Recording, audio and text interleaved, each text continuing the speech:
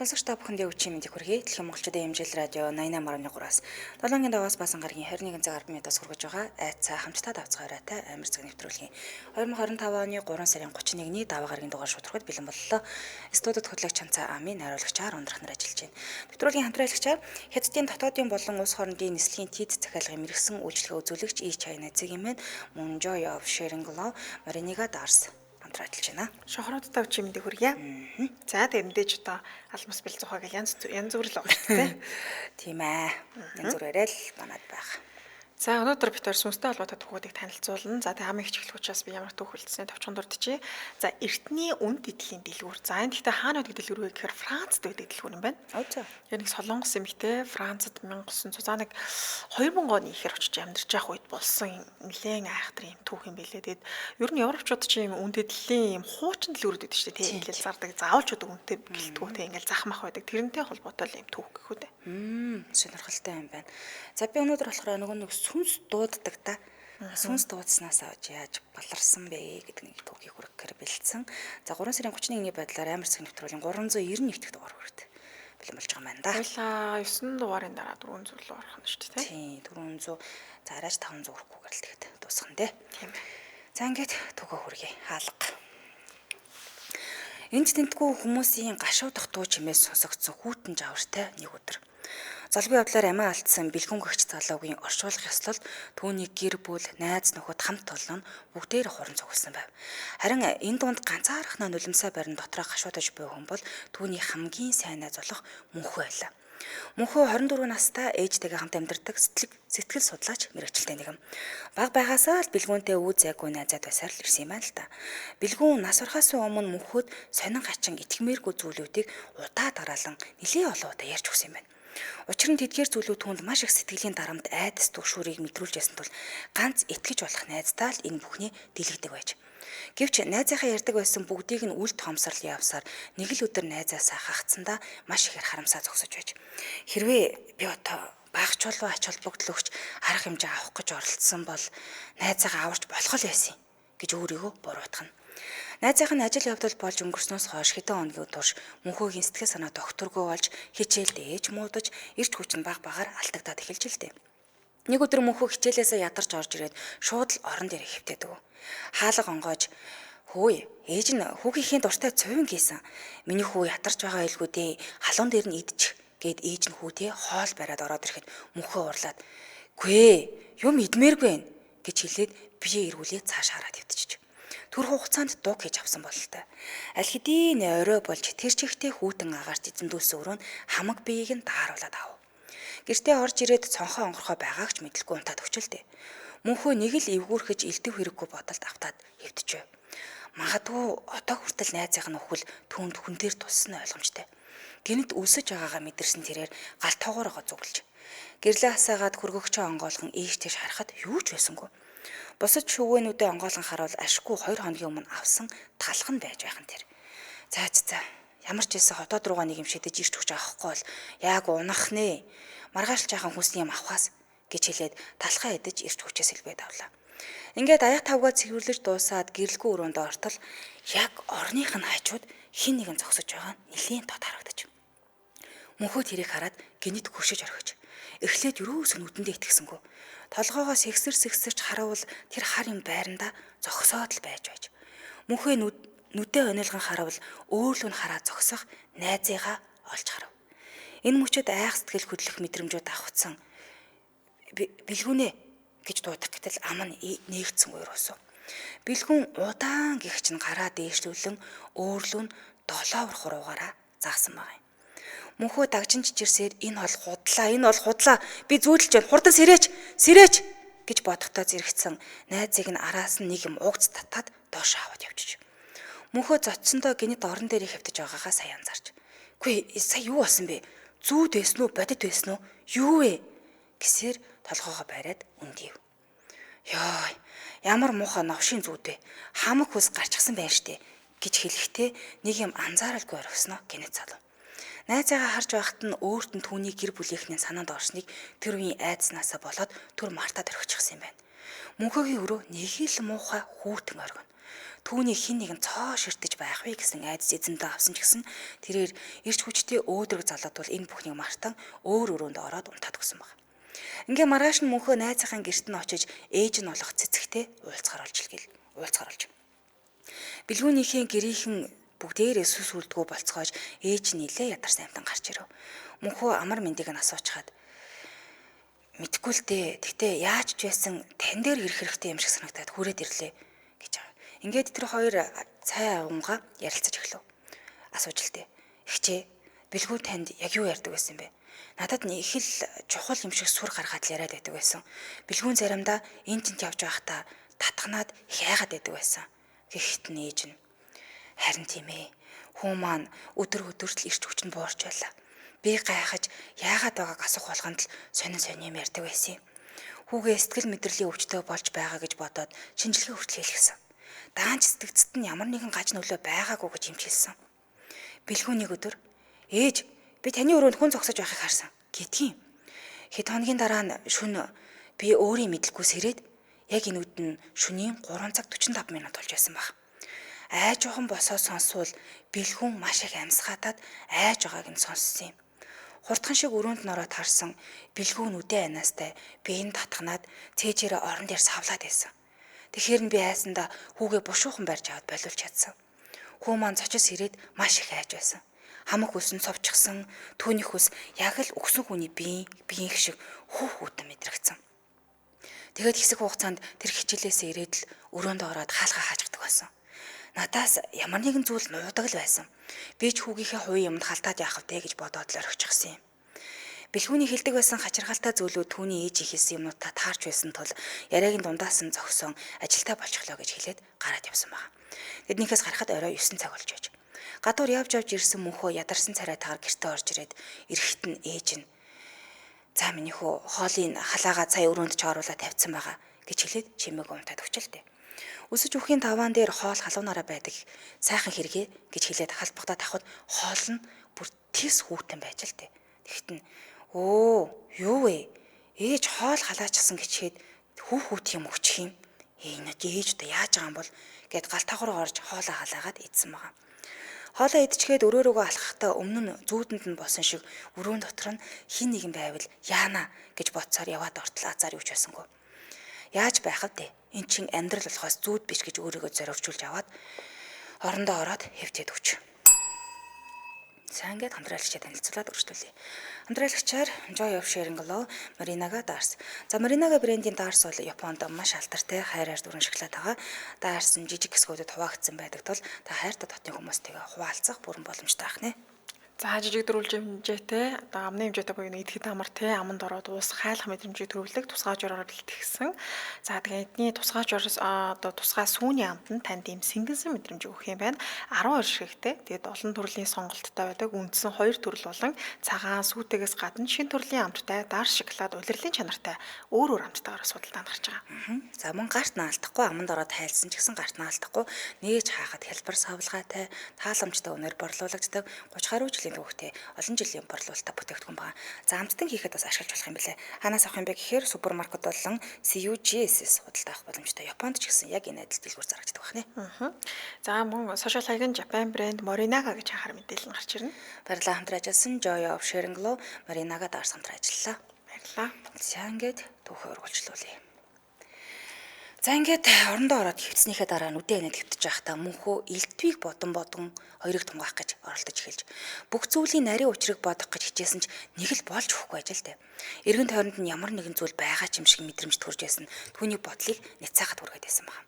Нойронч хүрэхгүй тав тохон алдагдсан учраас нүдэ нэхэд дээр байгаа хан нь өөр өнгөтэй харагдаж эхэлж л дээ. Үгүй ёо яагаас ирчих вэ гэд өндийгөө суув. Сарны гэрэл нэвт туссан өрөөний жижиг хэсгүүд гэрэлтэж ханхуу сүудэрт хучигдсан бараа хэсгүүдэд мөнхөөхийн айдсын галыг дүрлцүүлэх шиг болов. Утасных нь гэрэл нь асч ямар нэгэн дуудлага ирсэн харагдана. Нэг сонин зүйл гэвэл түүний нөмөрсөх хүнжил орны гадуураа унжихсан байж л дээ. Хүнжилгүй унтаа даарсан болохоор сэрчгсэн юм байна штэ гэж бодоод хүнжилээ авах гээд гараа сонготол гинэт өмнөөс нь өөр хинэгний гар ханхуу булангаас хүнжилийг нь бацаад авч. Мөнхөө шууд л айн зочирдож гидэргээ болов. Тас хар өнгөтэй гар хүнжлийг нь барьсаар дээш өргөн түнлөө ойртоход мөнхөө орноосоо унчих. Хоёр тохоогоор арагш мүлгэж байхдаа урдаас нь хүнжлээ барин алхаж буй хав хар үүл мэд сонин бидийг харахтаа арай л галц орчихсонгүй. Хүүтэн хөлсөд туслуулан арай хийж босож амжсан мөнхөө гэрийнхээ хаалгыг онгойлгон гарч гүйж бодлоо. Хитрхи айснасаа болоод тэр хэр хол зам туснаач мэдлгүй хурцтай гүүгээд л байж. Түр амрах гэж зогсдол огт ядарсан шинжгүй байж. Ийм үед надад хань болох хүн хэрэгтэйгээд нэг найз дээр очихор болов. Хин дээр очих гэж байгаагаа ч мэдэхгүй ямар нэг байшингийн урд нь өөрийн мэдлгүй хүрээд ирсэн байв. Цонхон дээр нь очиод харуул бэлгүүнээ их сандарсан байдалтай нэг зүйл бичиж сууж байгаа нь харагдчихлээ. Энэ үед бэлгүүнийг харсан мөнхөгийн царай хувирч нүдэнд нь асуултын гэмбэг тодорч гайхширлын байдалд оров. Гараараа даллан цонхыг нүдгэд бэлгүүнээ тоосон шинжгүй юмаа бичээд лав. "Хөөе, бэлгүүнээ, бэлгүүн" гэсэн ч ерөөсөө тоохгүй байж. Хаалгаар нь орхоос гэж бодоод байшингийн булан эргэх гэтэл тэр зан хоёр хүн алхаж байгаа нь харагдав. Гэтэл энэ хоёр миний сонирхлыг юунд найзаас нь илүү татаж байгааг ойлгоход бэрх. Нэг нь гараас нь хөтлөж, нөгөөх нь дагаа явж байгаа хоёр хүний нэг нь яалтчгүй намайг дуудаад байсан учраас араас нь гүйлээ. Их л манан бужигнсан хаалга руу тэр хоёр гинэт яваад орж хүлээгээрээ гэхийн завдалгүй хаалга хаагдаж онгоолох гэж хичнээн үтсэн ч онгоох шинжгүй. Чамин тансаг гимээр энэ хаалгыг хар зогсонгоо найзаагаа гинэт сансан байна. Айж агаад найз дээрээ ирснээч таг мартаад буцаад ирэхтэл өрөөнд дотроо зогсож байж. Өнөөх харанхуй болон зогсож байсан хүн чалга болж одоо буцаад яг хөвцөн байранда эргээд ирсэн байж. Маргааш өглөө хичээлээд хараад яалчгүй цэцгийн ихчтэй уулзах ёстой юм байна гэсэн совин татчихсан тул юу зүйлсэн тухайга ярилцах уу гэж гэрлүүн зүгэлсэн байна. Ингээд орсныхан шатаар дээш өксөж хартал хаалга нь онгорхоо нээлттэй орхисон байж л дээ. Мөнхөө ихэд гайхаад яахаараа хаалга нь онгорхоо ядг юм блэ? Яа найдны тулхаа орчихсон юм шүү дээ.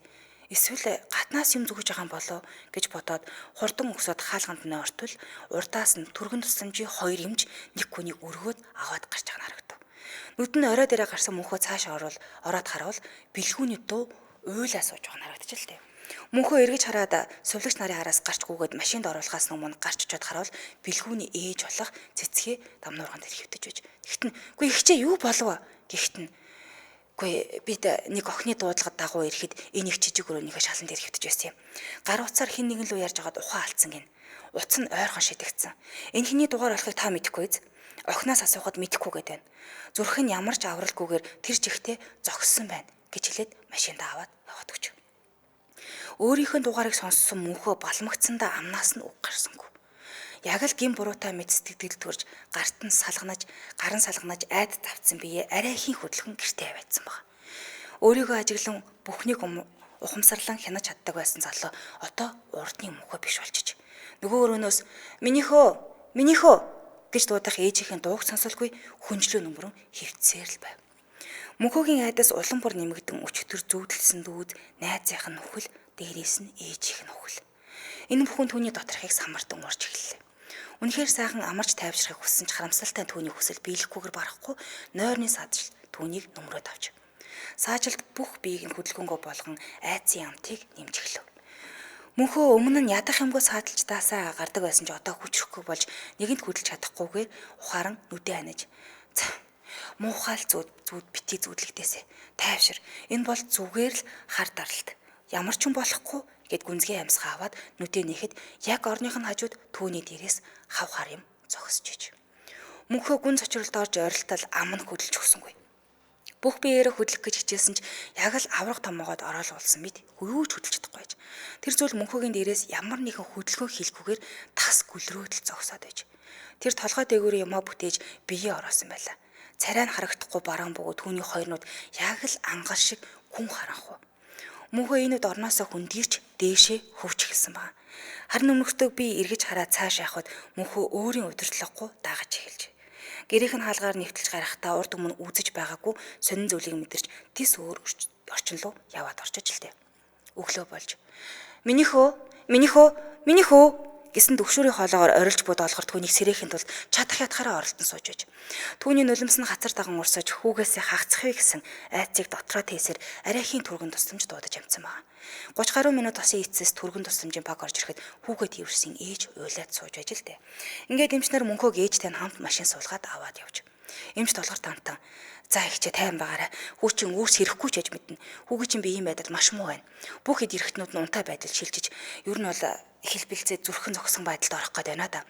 Бид таны хүүг аврахын тулд бүхэл чадлаараа оролдох болно гэдгийг хэлээд эмч нарын багтаа хамт өрөөнд ороод хаалгаа хаасан байна. Миний урд харагдаж байгаа энэ харанхуй урт хонгол өвөний цаана юу байгаа хэлж мэдэхгүйж буцах замгүй болсноо мэдлээ. Хонголын үзүүр хэр хол байгааг харж чадахгүйч урагш алхахаар шийдлээ. Алхаж байгаа хажуу дэшээ хартал миний гарнаас хин нэгэн хөтлөөд хамтдаа алхаж байв.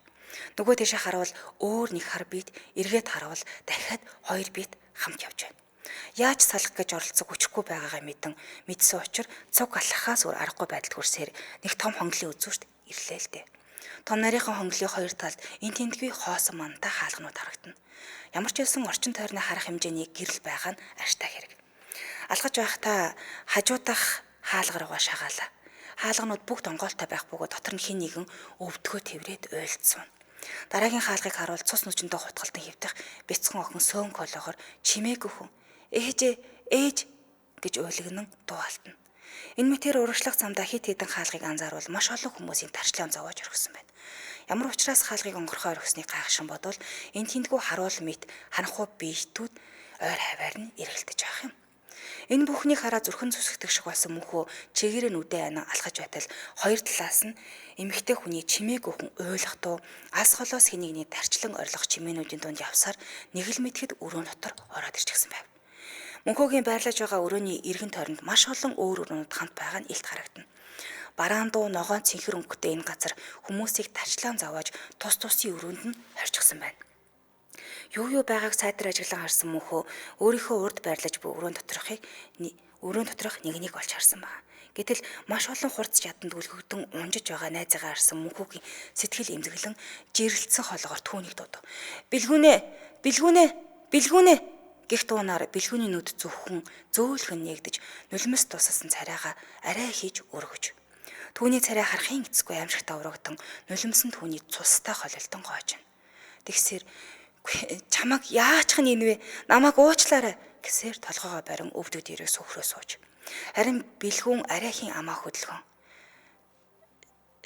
Шаландор амиа авар гэж хэлхийн зургүй бэлгүүний өрөөний хаалга тас гэдэл савгдан хаагдав. Өрөөнд доторх эмч нар бүгд чадлаараа ажиллан хүүг сэрээхийн тулд хамаг бүхнээ хийсээр л байж.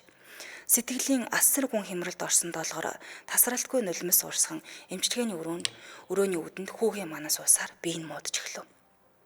Төдөлгүй эмч нар ирэхэд долгоор өгсгийн босож "За юу болсон бэ? Эмчээ миний хөө зүгээрөө" гэж түүний нүд рүү гордлохын харцтайгаар ширтэн зогсоход эмч түүнд хандав. "За уучлаарай агч минь. Бид хүүг чинь аварч чадсангүй" гэж хэлв. Үүнийг сонссон долгоор өвдөг сөгдөв. "Танаас гуйж байна. Миний хүүг л эргүүлээд өгөлдөө" гэж хоёр гараараа түүнээс зурж хэлэхдээ гинэ толгоогоо барьсаар ухаалтав. Хэсэг хугацааны дараа нүдэ нээж өөрийнх нь гарыг атган суух хүүгээ олж харлаа. Ээж нь нулимс цэлгэнсэн харцаар "Миний хүү, ээж нь ямар их санаа зовсон гэж бодож байна. Ээжээсээ төрүүлээд явчихвал надад өөр хэн үлдэх юм болж байна. Ээж нь хүүгээ мэдлэг боловсралтай, ажилтай төрөлтэй, гэр бүлтэй, өр хүүхэдтэй байхаа ч харчхад санаа амар явж чадна. Тэрнээс наан болж чадахгүй" гэж уйлан барин хүүгдээ хэлв. Харин хүүн түүнд хандан "Ээжээ, би одоо ивэр үл болчихсон. Хойлоо одоо гэрлөө гараа. Дахиж таныхаа санааг зовоохгүй" гэж хэлээд түүнийг босгоод аваад явж. Долгор хүүгийнхээ гараас гүтлэн алхаж байхдаа ямар нэг харанхуй хонгол руу яваад орчиж. Алхах тусам хүүгийнхэн царай айж морх хувран харлан шаал өөрхөн болж байв. Долгор айж балмагдан хажуудаа хутлан явж байгаа хүн өөрийнх нь мөнхөө биш болохыг мэдсээр манантай хаалга руу яваад орлоо. Бараан цэнхэр дүү маш том авраг гэмээр том орон зайтай газар орж ирэхдээ долгор өгсөн хүмүүсийн сүнснийг тарчлан орилолтон уйлан шүүгэн болж байгаа дүр зураг нүдэнд нь харагдаж байлаа. Түүний гар салганан эргэн тойрноо харахтаа "Миний хүү" гэж дуугалтах нь түүний эцсийн үг мэт санагдсан байна. Намгүй мөртлөө зовлонгийн далаа болсон түнэр харанхуй ертөнц. Цаанд хүргээд таслая да тэг хөрвөшлийн маргааш уншиж өгье, тийм ээ. Арай дуусаагүй юм тийм. Ээжийг аваа явуулчлаа л гэж би бодоод шүү дээ. Тэгвэл энээсээ цаашаа дахин үргэлжлэх юм байна тийм. За баярлалаа. Тэгвэл үргэлжлүүлэн дараагийн төвхөр орцгоё. За эртний үн тэтлэлийн дэлгүүр гэж байгаа. Тэгээд түрүүн бас нэвтрүүлгийнхэнт хэлсэн те эртний үн тэтлэлтэй холбоотой юм түүх байгаа. За өнөөдөр ярих түүхийн эзэн Францын иргэншилтэй Солонгос эмэгтэй өгөөд дүрслэх урлагаар суралцж төгссөн. За одоо Францын нэг музейд тайлбарлагчаар ажилладаг юм байна. Мэдээж Францад тэр багийн музейд шуутхан авчдаг. Заавал шалгалт өгнө мэрэгжлийн мэдлэгтэй гэдгээ харуулах ёстой. За магистраас дээш боловсралтай хүнийг авдаг гинэ. Харин бүсгүй хувьд одоо хэдийн төвч гарсан амьдралынхаа талыг Францад өнгөрүүлж ихэж зүйл сурч мэдсэн салбартаа мундаг эмэгтэй байсан учраас яг Франц хүмүүстэй адилхан энэ салбарт ажиллаж байгаа. За энэ эмэгтэй эргэн тойрны найз нөхдөө хэлж анхааруулдаг хоёр зүйл байдаг. За тэрний нэгт нь хэрвээ Европт ирэх юм бол эртний үн тэдлийн дэлгүүрээс юм авч хизээч болохгүй. Хоёрт Францын хөдөө тосгон цагаан арьснууд илүү их амьдардаг газар хэрхэвч очиж амьдарч болохгүй гэсэн хоёр зүйлийг найз нөхдөйг сануулдаг юм байна. Францын хувьд эртний эдлэл зардаг дэлгүүрүүд маш их бүр одоо заахч байдаг. За уг өсгөө залуудаа эртний эдлийн дэлгүүрээс юм худалдаж аваад гэртээ тавих хобби тавьсан гинэ. Жишээлбэл эртний цаг, баримл, аяг таваг, зураг зэрэг маш олон зүйлсийг гэртээ авчирч нөгөө яг юм музейд байгаа юм шиг ингэж шилэн орон дотор тавьдаг байсан. Яг хав зарим авсан зүйлс нь сүүлд үн хүрэх тохиолдол зөндөө гарч ирсэн учраас бодолтож авдаг байсан юм л дээ. Одоо өсгөө энэ хоббигоо орхисон. За тэгвэл яг юунаас болоод энэ хоббигоо орхисон тухайн ярьцгаая.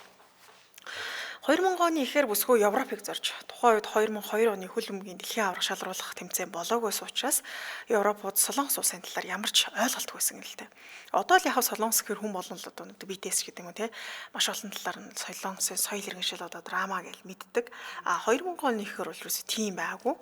За ямар ч тач бүсгүй Францад очиод 2-оос 3 жил өнгөрсний дараа Францын өмнөд хэсэгт байх нэгэн тосгонд ажилд ороод тийшээ нүүж уг газар одоо бол аялал жуулчлалын бүс нутаг болчихсон. Гэхдээ тухайн үед бол хүмүүс сайн мэддэггүй юм жижигхэн тосгон байсан. За бүсгүй уг тосгонлоо нүүж нэгэн юм барилгын 4 давхарт амьдрах болж. За анхандаа байрныч тэр эргэн тойрны одоо Францууд бүсгүйг мэдлэгт нь юусоо авч хэлэлцдэг үл тоодог байсан. Сайн байна уу гэхээр дуурж байгаа хүн байдаг. Тэгээд тухайн үед арьс өнгөөр ялгарлах явдлыг анх удаага мэдэрсэн энэ явдал байсан. За жишээлбэл дэлгүүрт ороод юм авахд хариултыг ингэж шидэж өгдөг зоосыг нь тэгвэрч зогсохгүй түүнийг хараад нүдэ онилго ингээд Азууд чинь тэгдэг чинь нүдэ онилгоод ингээд жижиг нүдтэй гэж доромжилдог байдлаар байнга доромжилно. Юм асуул албаар сонсоогүй мэт царайлах гэх мэтчлэн байдлаар ингээд байнга л үл тавдаг байсан. Тэгээ уг тосгонд яагаад ингэж их ганцаараа гадуурхдаг байсан бэ гэхээр ганцаархнаа Аз эмэгтэй байсан гинэ. Бусад хүмүүс нь бүгд тийм цагаан арьстай Францууд. Тэгээ тосгоны дийлэнх хэрэгэд цагаан арьснууд тэгээд Мерсер яг нэг юм өнгөт арьснууд бол байх нь байдаг. Гэхдээ тэд нар бол ингээ гэргийн үйлчлэгч гэдэг юм тиймэрхүү ажлуудыг эрхэлдэг. За Франц улсын хувьд бол католик шашинтай улс өгөөд бүсгүй уг католик шашиныг шүтдэггүй ч гэсэндээ тосгоны иргэдэд дотносхийг хүсэн ямар ч найз нөхд байхгүй гэсэн учраас за ингээд дотносхын тулд ойролцоо байх сүмд байнга очих болсон. Тэгээ түүний хувьд хүмүүстэй дотносох гэж чадлаараа хичээсэн боловч хүмүүс юусоо тоохгүй хэврэл байгаадсан. Тэгээ ямар санда одоо талах барилаа гэхэд ингээд гой уутанд хийгээд хөршүүдтэй хувааж өгдөг байсан маа. За яг тэгээд ингээд багаар хүмүүс түүнд сэтгэлээ нээж эхэлсэн. За хамгийн ихэд түүнд хэн сэтгэлээ нээсэн бэ гэхээр яг хажуу талынх нь байр буюу одоо хувийн сууцанд гэрээ үйлчлэгч хийдэг Африк гаралтай өнгө тарстай эмэгтэй байсан. За түүнийг сөөсөн гэдэг анхандаа бүсгүйг төрүүлж мэдлэгт нь их л тийм бие барьсан байдлаар ингээд дуурдаг байсан гинэ. За гэвч бүсгүй бууж өгөлгүй ингээл тасралтгүй амттай зүйл өгөөл ингээл мэдлдэг байсан. Сүүлдээ энэ сөөсөн гэдэг гэрээ үйлчлэгч эмэгтэй багаар ингээд сэтгэлээ нээгээд ерөөхдөө бол энэ хоёр маань ингээд дотносч эхэлсэн маа. Тэгээ ярилцаад үзвэл үйлчлэгч эмэгтэй Францаар цэвэр сайн ярьж чаддгүй. Тэгээ Францад ирээд нэг 5 жил болж байгаа. Тэгээ хөршигт нь бол ингээд ажиллаад 3 жил болж байгаа юм л та. За тэгээ ямар ч тач усгүй үйлчлэгч сүйсэнтэй дотн нөхөрлөн тэд хамтдаа хүнс цуглуулна. За энэ нөгөө үйлчлэгчийн гэрээ эзэн байхгүй одоо хоосон тэгээ гэрте байхгүй байгаа үед нь энэ сүйсэн гэдэг гэрээ үйлчлэгч энэ бүсгүн гэрт нь ирж цай авах гэх мэтчлэн хоорондоо ярьж хүрдэг гэсэн. Тэгээ хүний нутагт найзтай болно гэдэг чинь бол бас чухал штэ тий. За тэгсэн хачиргалтай давхцалыг ихүү бүсгүйг сүмд очих хүрт дургуулсан харцаар хардаг эмэгтэй энэ сүйсний ажилдаг гэрийн эзэн авгаа гинэ. За гэтэл нэг өдөр сүйсний гэрийн эзэн энэ авгаа одоо байнга л энэ бүсгүүрийг нааз эмэгтэй рүү муухай хараал тий энэ язуу дутуу гэдэг гэсэн бол нэг өдөр их найрсгэр мэдлсэн гинэ сайн байна уу гэсэн чи сайн байна уу гэж мэдлж. Тэгээ бүр гэртээ ирж цайлахыг урьсан юм байна. Тэгээ өнгөрсөн хугацаанд ёстой нэг нүдэрэ ч өөрийгөө ингээд нэг өдрөөстэй өөрөг ингээд тоож харахгүй байсан хүн чинь ингээд айгүй найрсгаар мэдлэхээр дотроо бодсон байгаа л да. Заашгүй те би маш удаан хугацаанд бэлгэсэлт өгөөл ингээд хүмүүсээ дотносгож эхэлсэн. Ингээд багаар хүмүүс намайг дайжгүй те хүн гэдэг маань ингээд анзаарч эхэлж байгаа шиг байна гэж бодсон. За ингээд байранд нь очихгоо бэлгэсэлт аваад гэрийнх нь хаалгаа зогсон. За тэгсэн Сүүзэн хаалгаа тайлж өгсөн. Гэрийнх нь үйлчлэгчтэй тий. Тэгээ Сүүзэн нэлээд гайхсан царайтай гарсан нэг одоо ямар сони юм бэ гэсэн байдлаар. Яагаад тэгэхээр гэрийн үйлчлэгч учраас хамаагүй нөгөө ажлын цагаар нь ирээд уулзч болохгүй шүү дээ. Тэгээ дандаа энэ Аз эмэгтэй гэрт Сүүзэн очиж уулздаг байсан. Тэгээ нэлээд гайхсан чинь бүсгүй бодож л дээ. Ер нь нэлээд гайхчих жоох байна. Би ер нь тайлбарлаа гэж бодоод өнөөдөр чамтай уулзгаж би ирээгүй. Гэрийн эзэн эмэгтэй намайг энд өрсөн юм а гэж хэлж. За ингээд бүсгүй дотогш ортол том өрөөнд цагаан арьстай 6 эмэгтэй ингээд буудан дээр игнээс суудсан байсан. За тэдний ардталт нь өнгөт арьстай Сүүзэн зогсож байсан. За тэгээ бүсгүүд тэднийг хараад им жаахан онцгой мэдрэмж төрсөн. Яагаад тэгэхээр яг ингээд арьстай одоо арьс өнгөний үзлэр ингээ ялгуулж байгаа юм шиг цагаан арьснууд ингээ суудсан, өнгөт арьсд ингээ цагаан суудсан. Нэг л тийм ялгуулсан нэг тийм сонир мэдрэмж төрсөн гинэ.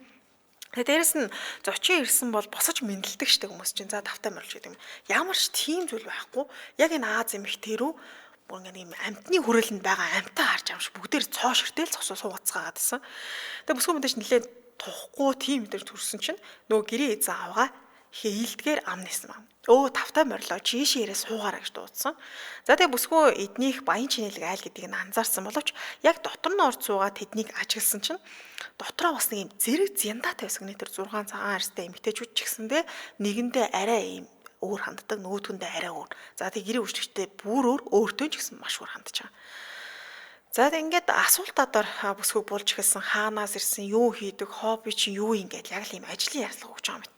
За гэсэн хэдиж бүсгүй аль болох илдэг байхыг хичээгээд өөрийнхөө талаар танилцуулсан. За ингээд өөрийн хобби бол хуучин эдэл цуглуулдаг хоббинийхоо тухай ярьж. Тэгсэн чинь нэг нь хүүе надад чамд санал болгох газар байгаа штэ. Хэдийгээр тусгноос жоохон зайтай ч гэсэндээ их гоё зүйл зардаг газар байгаа гэж хэлж. Тэгээ бүсгүй өөрийн яриаг анхааралтай сонсонд нь баярлаад дотроо за эдний өрөнд тийм ч онцгой хүмүүс биш юм шиг байна. Яг Аз хүн байдгүй болохоор намайг жоохон сонирхчихсан юм харцаарл харсан байлгүй дээ гэж бодож. За ингээд өдөр хоногуд өнгөрч бүсгүй нэг өдөр нөгөө санал болгосон хуучин эдлийн дэлгүүр рүү очихоор шийдэж л дээ. За хамтралчид танилцуулаад үргэлжлүүлье. Хятадын дотоодын болон улс хоорондын нислэгийн тиед захиалгын мэрэгсэн үйлчлэгээ үзүүлэгч China цэг юм байна. Тэгэхээр эхээс дараах мэдээлэл өргөж байгаа юм байна. Та эндээс нислэгийн статус шалгах чинь хойшлогдох уу, цагтаа явах уу гэх мэт. Та нислэгээ захиасан бол бүх зүйл болцоон гэсэн үг биш ээ. Нислэг ямарваа нэгэн тохиолдолд цуслагдаж олно. Таны утсан нислэгийн төлөвийг утас болон имэйлд мэдээлэл илгээсэн ч гэсэндээ ямар нэгэн байдлаар танд хүрээг байж болно. Тэгвэл та China цэг юм гэж ороод нислэгийн төлөвөө шалгах хэсгээр ороод өөрийн нислэгийн дугаар болон огноогоо оруулаад таны нислэг цагтаа нислэг хэвэндээ байгаа юу гэдгийг бас шалгахч болох нь. Нислэг цуслагдах магадлал 1-5% байдаг. Тэгвэл нислэг цуслагдвал яа гэм бэ гэхээр нислэг цуслагдсан үед нислэгийн одоо компани 2 санал болгодог байх нь тийм ээ. Нислэгийн компани за юу гэхээр нислэг захиалгын төлбөрөөр 100% буцааж авах. Нэг бол нислэгийн компани санал болгох дараагийн нислэгтээ шилжиж болдог байх нь. Хэрэглэгч өөрөө нислэгийн компанитай харьцаж асуудлаа шийдэх боломжтой боловч яг цаг туршлага нэлээд шаардаад байдаг. Тэгэхээр таны өмнөөс энэ бүх үйлчлэгийг 100% авахд China цэгийн эмээний хамт олон танд туслах нэ. За нислэгээ захиалаад баримт авах нь гадны системээс авснаас хямд болдог. Байгууллага дээр 10% нөөц шивддэг учраас гадны системээс 10% хямд үнэтэй гэсэн үг. За Хятадын 28 компанитай шууд холболт хийгдсэн учраас системд одоо тэгэхээр оператор болон одоо нэг юм зуучлал бол байхгүй гэсэн үг. Үнийн хувьд хямд. За ингэснээр Хятадын 221 от болон дотоодын нислэг болон за гадаадын нислэгийн тийз захиалах хийх боломжтой болчихж байгаа. За тэгээ нислэгийн томоохон хидэн сүлжээ байдаг. Тэгээд China-гийн хамт олон Монголд урд өмнө байгаагүй шинэ сүлжээг нэвтрүүлж байгаараас онцлогтой байлаа. За бусад билетийн касс болон онлайн системүүдээр дууссан нислэг эдний дээр бас байх боломжтой. Та авахыг хүссэн билет эдний системээр зарагдах зүрх нь ойролцоогоор 200 сая төгрөг магадгүй түүнээс илүү хямд зарагдах боломжтой. Хаяг байршлууд Улаанбаатар хот Чингэлтэй дүүргийн 5 дугаар хороо MN5 офсын 15 давхар 1510 дот төрөлж байна. Холбогдох утасны дугаар 76 10 55 55 76 10 55 55 гэсэн дугаарлал холбогдорой. Сошиал хаяг нь China цэг юм гээд орохоор гараад ирэх нэ. Баярлалаа хамтраач хэлсэн. Хятадын дотоодын болон улс хоорондын нислэгийн тийз захиалгын мэрэгсэн үйлчлэгээ үзүүлэгч China цэг юм байна. Баярлалаа. За ингээд хөргөжлүүлээ. За ингээд нөгөө хөршийнхэн санал болгосон газар руу бүсгүй хөдөлсөн. Тэгээ мэдээж нэлээд сэтгэлэн догдолсон байгаа юм л да. Тэгээ ингээ нэг эртний эдлийн дэлгүүртэй харьцуулахад дотор нь тун хачирхалтай зүйлс зардаг газар байсан. За юу нь хачирхалтай байсан бэ гэхээр ормогц юм хуурц үнэр хангалсан маа. Тэгээд 70-80 орчим насны юм өнгөт арьстай өвгөн ажилуулдаг болтой байсан. За тэгээд зарагдаж байгаа зүйлс нь ялангуяа энэ баримлууд нь энгийн баримлаас их өөр нэг тийм жаахан эвгүй талдаа гэхүү. Харагдах байдал нь чөтгөртэй төстэй нэг тийм шившлэг зан үлэхэд ашиглагдсан олон төрлийн зүйлс байсан. За тэгээд бүсгүйч анх удаага ийм газар орж үзсэн учраас их л гайхшран лангууд нар байгаа зүйлсүүд ингэж тавир дорого зүйлсийг нэг бүрчлэн ажиглаж авсан байна. За тэгсэн тэр зүйлс дундаас хар өнгөтэй хальт харвал хүнтэй төстэй мэт харагдавч нөгөө талаараа тамаас ирсэн амтэн шиг хүн царайтай за нүд хамар ам нь чулуун баримл шиг яг ийм нарийн сайн бол харагдахгүй. За хөл нь хит нарийнхан гарын ч гэсэн нэлээд юм нарийнхан баримлыг олж харсан маа.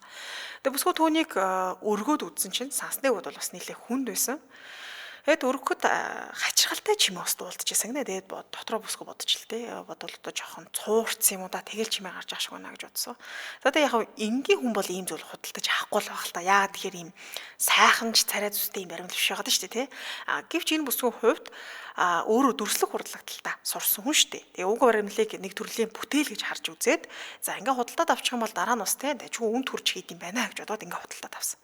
За тэгээ гэртээ авчираад угааж янзлаа шилэн хоргон дотор хийж хадгалсан. За учир нь бүсгүй мууртай. Тэгээ муур нөгөө энэ тийм юм унгаачих гэдэг учраас газар унгаагаад хагалж магадгүй гэж бодсон юм байна. За ингээд энэ өдрөөс хойш бүсгүйд хачирхалтай зүйл тохиолдож эхэлдэг. Орных нь яг хажууд цонх байдаг нэ. Тэгсэн яг энэ өдрөөс хойш өдөр болгон цонхыг хин нэгэн цогшгуулсан юм байна. За аимшигтай би түрүү хэлсэн те энэ эмэгтэй нэг орон сууцны барилгын 4 давхарт амьдардаг. Тэгэхээр 4 давхрын цонхыг хин цоховд тий. За шуу байлаа гэж бодлоо ч гэсэндээ яг нэг цагт давтамжтайгаар өдөр болгон цохно гэдэг нь юу л бол. За үүний дараагаас бүсгүй унтаж эхлэхэд ард нь хин нэгэн ярих чимээ дуулддаг. Тэгээ яриаг сонсвол Францаар ч бас одоо англиар солонгос аль ч хэлээр биш. Нэг л тийм ойлгомжгүй өдийн наслахтай бүсгүй ийм хэлээ бүр анх удаага сонсож байгаа. Тийм хэлээр даачралтай хэлээр ярьдаг болсон.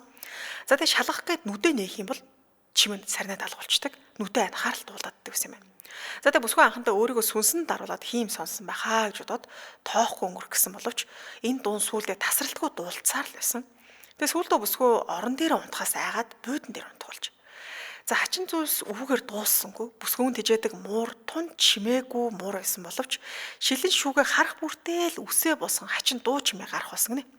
За тэгээ хэсэг хугацааны дараа яг ямар нэгэн зүйлээс айх мэт ингээл орилж чарлж өснө босч ингэж орилж яснаа муур нь ямар нэгэн зүйлээс айсан юм шиг чимээг болоод ингээд дуун суулаар цаашаа яваад өгдөг гэсэн. За бус буудан дээр очиж унтсан бүр л аимшигтай зүйл тухайн бүсгүүд мэдрэгдэх болсон. За нэг өдөр буудан дээр унтж байтал хоолны ширээний тэндээс ямар нэгэн зүйл тачигнах чимээ дуулцсан гинэ. Тэгээ бүсгүй муур нь хоолоо идэж байгаа юм байлгүй гэж бодоод тоохгүй өнгөрөх гэсэн боловч үгүй яаж сонсон муур юм идэж байгаа чимээ бол биш байсан. За тэгсэн хин нэгэн бүсгийн хоолны ширээний ард суудсан будаа идэж байгаа юм шиг чимээ байсан гинэ. За хачаалтаа бүсгүн гэрт ямар ч будаа байхгүй. За будаандаа түүхий будаа идэж байгаа юм шиг юм байсан. Тэгээ за тэр зүйл амнаасаа ингээд нарийн гэх юм уу ингээд харсан маавлаа. Тэгсэн чинь ингээд амнаасаа цус асаруулсан ямар нэгэн зүйл ингээд идэж байгаа болтой амаа хөдлөж байсан. Тэгээ бүсгүй өвхтлээ айгаад сүнс юм уу яг би одоо хийм хараад байгаа юм гэдгийг ойлгоогүй. Ямар тач тэр зүйл өөрийг нь олж харах вэ гэдгээс айсандаа нүдэ анчиж те. Тэгэхээр одоо буудан дээр унтчихлаа гэхэд галтгооны тэнд нэг хүн дүрстэй зүйл суугаад байгаа гэсэн үг шүү те. Тэгээ амандаа юм тачигнуулаад. За тэгсэн хэсэг хугацааны дараа өнөөх чимээ дуултгаа болчих. Тэгээ бүсгүй ааж явахнаар нүдэ нээсэн чинь тэр зүйл ширээний ард суудсан хിവэрэ буудан дээр хэвтэж байгаа бүсгүй ингээд тас ширтчихсэн. Гэхдээ одоо ширтчихсэн гэж хэлэхэд хэцүү. Яа тэгэхээр нүд байхгүй юм хав хар нөхөтэй. За ингээ хит айснаасаа болоод бүр бүсгүй дуугарч чадахгүй, ингээ хөдөлж чадахгүй байсан. За ингээ орон дээрээ буудан дээрээ одоо унтахаасаа айдаг болсон маа сүултээ. За тэгээ энэ гэрт ямар нэгэн зүйл одоо байдаг болсон юм байна гэж анзаарч эхэлсэн. За ингээ сүултээ унтахч газар олдохгүй байсан. Тэгээ одоо аргагүй ирэхэнд жижигхэн одоо нэг юу агуулх болгон ашиглаж исэн өрөөндөө унтахаар шийдэж байгаа. Тэгээ их айсан учраас хажуудаа муура тэврээд унтчихлээ. Гэтэл гинтхэн нүүрлүүн салхи хүлээж байгаа юм шиг мэдрэмж төрсөн маа. Тэгээ нүдэ нэмэргүй байсан учраас эхний өдөр твцсэн. За ингээд дараагийн өдөр болсон маа. Гэтэл хоёр дахь өдөр дахиад ингээд ямар нэгэн зүйл үлээгээд ч байгаа юм эсвэл зүгээр салхи сингнээд байгаа юм шиг мэдрэмж төрсөн. Дээрээс нь нүүр нь айхтар хуурайсан мэт юм хатсан мэдрэмж төрөөд ингээд татвалцаад эхэлсэн гинэ. За ингээд бүсгүй өөр юм билгүй нүдэ нээчж. Гэтэл ширээний ард суугаад юм идчихсэн өнөөх зүйл бүсгүй яг толгой дээр ирсэн өөдөөс нь ширтээд байжсэн. Тэгэд ерөөд бол үлээж гисэн гэсэн үг байна шүү дээ. За тэгээ бүсгүй үнэхээр их айсан ч нүдэ хань чадахгүй гацсан. Ямар тач тэр зүйл нүдгүй за нүднийхэн тэр хэсэг бол ингээд хав харуулт сүүдэр татцсан байсан. Тэгээ Европ сүнс юм уу, Аз сүнс юм уу гэдэг нь ямар ч ялгагдах боломж байхгүй. За тэгээ амийг нь харвал ямар ч шүдгүй харагдсан гинэ. За ингээ энэ үед бүсгүйн толгойд бодол орчихсон маа. Өчигдөр будаа идээд суужсан биш юм байна. Шүдгүй байна гэдэг чинь аман дотор ингээ цагаан юм харагдсан юм байна л да. Тэгэхээр шүдээ өөрөө ингээ зажлаад идчихсэн болж таарч байгаа. За ямар тач энэ аимшигтай зүйл бүсгүйд наалдаа 7 хоногийн турш зовоосон. Сая ярьсан зүйлсээс өөр маш олон зүйлс болсон гинэ. Тэгээ бүсгүй яахаа мэдэхгүй эхлээд ариун уус цацаж унтах гэж үзсэн боловч ямар ч нэмэр байгаагүй. Энэ төхөөрөнд нэг каталог шашны зүйл байгаа шүү дээ. Тэгээ гадаад байгаа учраас одоо буу удаа авчирэ гэсэн ч олдохгүй. За ингээд нэлээд бодсны эцэст бүсгүй ядаж гэрээ цэвэрлэх гэж хийсэн юм. Одоо муухай зүйлөөл цэвэрлэгдээтэй арилгах юм болов шүү дээ. За тэгээ гэрээ цэвэрлж хагаад нэг онцгүй зүйл болдвол хайчий гэж утсан. Тэгээд өдрийн цагаар оройч юм бол айгаад байгаа шүү дээ. Өдрийн цагаар цонхноос эхлээд тавилга гэд бүх зүйлсийг ингээд тоос торыг арчиж эхэлсэн. За тэгээ үргэлжлүүлэн өөрийн цуглуулдаг эртний идэллүүдийг нэг бүрчлэн арчаад тусдаа бүгднгийн ширээн дээр ингээд өрч тавьсан. Тэгсэн нэг хуучны идэллийг арчиж ятал муурн үсээ босгоол ингээд учир зүггүй орилол ингээл хумсаараа майжаад эхэлсэн гэнэ дайраад. Тэг яг л галзуурсан юм шиг муурн дайраадсэн. Тэгээ сандраад яагаад өөрлөн дайраад гайхшаад барьж исэн хуучны идэллээ тавир дээр тавьчаад ингээд холцсон чинь нөгөө муурн өөрлөн биш нөгөө тавир дээр байгаа хуучны идэл рүү дайржсэн болж таарч. За ингээд дайрсаар байгаа нөгөө эртний идэллийг нь газар унгаагаад кимтэйгээд хагалчиж. За тэр дунд саяхан худалдаж авсан өнөө хачиргалтай баримлж гисэн байсан. За муур тэр баримлыг бүр газар унгаад ингээ хагалсан чинь дотроос нь юу гарч ирсэн бэхээр хүний ширэлтсэн багшралтсан үс тэгээ хумс. За хумсандаа ингээд хумсны утгаар авсан юм жижигхэн хумс биш хүний хумсыг суглаа татсан тэр нь ингээ хатцсан хумс гарч ирсэн гинэ. За ингээ бүсгүй айсандаа өөрийн мэдлгүй гатагч гүгж гараад уйлж гэсэн маа хүний нутагт одоо яалтай билээ тий. За энэ үед хөршийнхэн үүчлэгч сүүсэн бүсгүйг хараад гарч ирсэн. За ингээ гү чи яав юу болов яагаад уйлаад бахираад ингээ яваад байгаа юм бэ гэж асуусан. Тэгээ бүсгүй айсандаа сүүснийг тэрээд уйлсан маа. За ингээд сүүсэнд болсон бүх явдлыг ярьсан. Гүй би одоо нэг юм худалдаж авсан ч дотроос нь юм аимшигт үзэл гараад ирлээ гэд. Тэгсэн нэг өөрчлөгч сүүсэн гэрт нь хамт очиё гэж хэлсэн. За тэгээ бүсгүйн хувьд гэртээ очихоос хөтлөө айжсэн ч гэсэндээ бас нэг ингээд хамт хүнтэй очиж байгаа учраас ингээд хамтдаа явсан. За эхлээд ингээд гэрт нь сүүс орсон маа. За тэгээ гэрт нь ороод тэр хагарсан хуучны баримлыг сүүсэн харсан. За ингээд их тайвнаар ярьж эхэлсэн. За энэ сүүсний хувьд бол баруун Африкаас гаралтай гэж түрүүлсэн тий. За энэ бүсгүй хэлж байгаагаар өөрийнх нь одоо байдаг энэ нутагт нэг төрлийн шившлэг гэхүүд одоо зан үйл юм ёс заншил шиг зүйл байдаг гинэ. Тун хачиргалтай зан үйл. За тэрний хэлж байгаагаар харамсалтайгаар нас урсан хүний үс болон биеийн ямар нэг хэсэг заавал хумс гэлтгүй ямар нэг хэсгийг баримл дотор хийдэг гинэ. За ингэснээр тэр баримл тухайн хүний сүнсэн шингэдэг гэсэн яриа байдаг юм байна. За тэгээ энэ баримлыг хүмүүс хамгийн их үзий яддаг хүндээ бэлэг болгож өгдөг. За эсвэл зүгээр гэрт нь авчаал чимээгөө тавьчт юм байна. Тэгэхээр өөрт нь онцгой зүйл тохиолдно гэсэн үг шүү дээ. Дээрээс нь ийм төрлийн баримлууд Африкт маш ихээр байдаг. Тэгэд өмнө Францууд баруун Африкийг колоничилж ирсэн шүү дээ. Тэгээ нутгийн иргэд хоолоо олж идэх боломжгүй болоод хүнд байдалд очихдоо энэ өөрийнхөө улсад байсан ийм төрлийн маш олон баримлуудыг Европ руу одоо Франц руу авчирсан ба. Тэгээ Европ хотч одоо нэг юм маш олон хуучны дэлгүүр их байдаг шүү дээ. Тэнд ингээд одоо тавиад ингээд зардаг болсон. За тиймээс баруун Африкчууд өөрийнхөө улсад зарж исэн бүх одоо хуучны идлүүдээ ингээд авчиад эднийд ингээд энд одоо юу гэдэг Европын бүр хаасаагүй гэнэ л да. Хаасаагүй ингээд ийм дэлгүүрт тараагаад зардаг болсон гэсэн үг. За тэгсэн тоцгоны иргэд тэр газраар бол ерөөсөө огт үйлчлүүлдэг байсан гинэ. Тэгэхээр нэг өсөндөө юм хараалтай зүйл зардаг л одоо дэлгүүрүүдийг анзаарсан гэсэн үг. Тэгэхээр одоо хамгийн аимшигтай зүйл нь хөршиг тэр нөгөө баахан цагаан арьстай эмэгтэйчүүд бүсгүйг албаар хорлох гээд тосгоных нь ч очтгүй тийм дэлгүүрттэй иймэрхүү зүйл зарж байгааг мэддэг учраас ингээд одоо чулуу хөөлгөд гэх юм уу те явуулсан гэсэн үг. Одоо албаар өөдөөд те шамшиг одоо Аз хүүхэн манай тосгонд яхаар ирдэг гэсэн байдлаар. За тэгээ сүүсний хэлснээр хөрш айлынхан бүсгүйг урьсан найрсаг зам бол юусаа байгаагүй. За эзэн авгаан цагаан арьс найзууд нэг ч удаа Аз хүн хараагүй. Тэг яг нэг музей үзмэр үзүүлж байгаа юм шиг чи тэр Аз хүүхний аваад ирээ ямархуу амтан байдгийг харъя гэж дуудсан маа. Тэгээ суусан үргэлжлүүлэн манай тосгон цагаан арьст хүмүүсийг эрхэм дээд одоо хүмүүс гэж үздэг. Тэгээ арьс өнгөөр маш их ялгуурлан гадуурхдаг. Ер нь хэд бол ингэ зяндарахдаг. Тиймээс чамд сайн хандаад эхлэх юм бол чи эхлээд хүмүүсийг сэжгэлтэй чамд юусоо сайн хандах учир юусоо байхгүй. Тэгээд бүсгүй хувьд хүмүүстэй зүгээр л найзаж нөхөрлөх гэсэн юм гинөө онгор зангаар те найзлах гэсэн боловч сүүлдээ өөрийг нь муу алиалагч болгоод те маш аимшигтай байдлаар ингээ сэтгэлийн шарах өгсөн маа. За тэгээд өнөөх хөшөөг цэвэрлэхээс тухайн үед бол айгаадсэн. Тэгээд сүйсэн оронд нь очиж ингээ цэвэрлсэн гинэ. За мөн өөр хуучин идлүүдээ ч гэсэн тухайн үед ингээ хамт гаргаж хайсан. Тэгээд удалгүй Парис руу нүүсэн байдаг. За тэгээд бүсгүйг нүүсний дараа тэр хачин дуу чимээ тэр аимшигтай зүйлс бол дахиж харагдаж үзэгдээгүй муурн ч гэсэн тэдэж башгирч идэм тийм мухай аваа гаргахаа болсон. Тэгээд хуучны идэл худалдаж авах хоббигоо ч гэсэн орхисон юм билээ. Тэгэхээр нэг өсөндөө чулуу хөлгөөд ийм аимшигтай зүйл зарлахгүй л шүү. Орлохгүй тавьсан байлээ. Тэг би яг энэ заншлын тухайн нэлээ хайж үзлээ. Тэгсэн чинь үнэхээр байдаг гэсэн гинэ. Одоо ийм маш тийм сонирхолтой одоо гэдэг чөтгөртэй төстэй юм ийм баримлууд өргөлтэй шүү дээ. Тийм. Тэгэхээр тэр дотор л ингээд нас орсон хүний те идэвхтэй хийгээд одоо биеийг нэсгэх гэсэн үг шүү дээ. Ингээд өсөндөө сүнстэй бид нар ч нэг хүүхэлдэг бас тэгээд шүү дээ. Тийм сүнстэй гэдэг тэрнтэй адилхан ийм өс сансан хүнтэй бэлгэлдэг ийм баримлууд байдаг гинэ. Тэгэхээр одоо өмнөд эдлийн дэлгүүр орохдоо анхаармаар л юм байна. Ер нь дэмэйл хуучны юмнууд тий. За баярлалаа түргээр нэвтрүүлэг өндөрлөлийн хамт исэн сонсогчдоо. Бүгдэнд нь баярлалаа. Студид хөтлөгч Анзаа Амийн найруулагчаар ундрах нар ажиллаа. Нэвтрүүлгийн хамтран ашигчаар хятадын дотоодын болон улс хоорондын нисдэгийн тээд захиалгын мэргэжсэн үйлчлэгээ үзүүлэгч Чайна цэгийн мэн Joy of Sharing Love Marina Gadars хамтран ажиллаа. Урьдчилан томчуудын шууд нэвтрүүлэг үлээн сонсороо түр баяртай.